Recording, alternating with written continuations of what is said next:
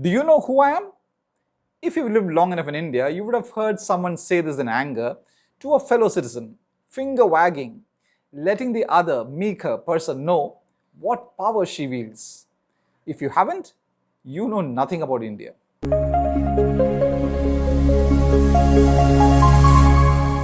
This week it was the turn of Kerala's capital Thiruvananthapuram to witness the unadulterated arrogance so closely associated with India's power elite.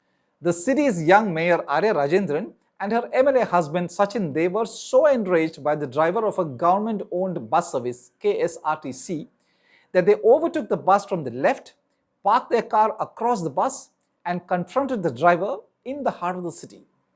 The mayor's twin complaints that the young bus driver L.H. Yadu was driving dangerously and that he showed her a sexually explicit action. As you can expect, the heated conversation began with, "Do you know who I am?" To which the driver had a killer response, "No, I don't." And to deflate the couple's pride further, the driver said he neither knew her MLA husband. In contemporary India, no citizen is expected to show such cheek to the powers that be that rule them. The unwritten rule is that the ordinary citizens who are not government officials or elected representatives must be obeisant, submissive, and standing before the power elite who rule them, just like they stood for centuries before the colonial powers and other invaders. So what cheek for the young driver to ask the power couple, "If you are such big people, why don't you at least ensure that my salary is paid on time by this government-run transport corporation?" And pray, what is the salary? A measly 715 rupees per day.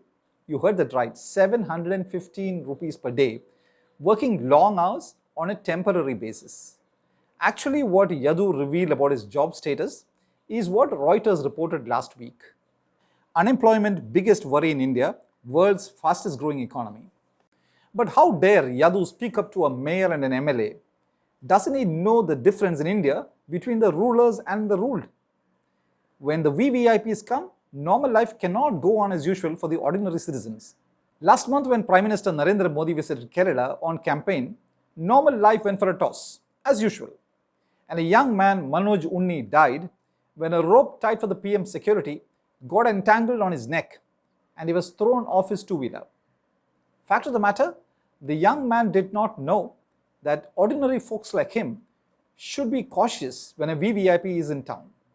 To borrow the words of popular Kerala travel blogger Santosh George Kulangara, one can understand leaders of developed countries going around with elaborate security because they face threats. But why should some leaders here, whom nobody wants, imitate them? To go back to the driver and mayor incident, everyone except the courageous driver seemed to know exactly how to behave before the power elite. Start with the police. The driver and the mayor complained to the police, but the police initially refused to register the driver's complaint and instead took only the mayor's complaint. Our police know how to do their job, right? And then the passengers in the bus. Suddenly finding their trip disrupted, they all slinked away.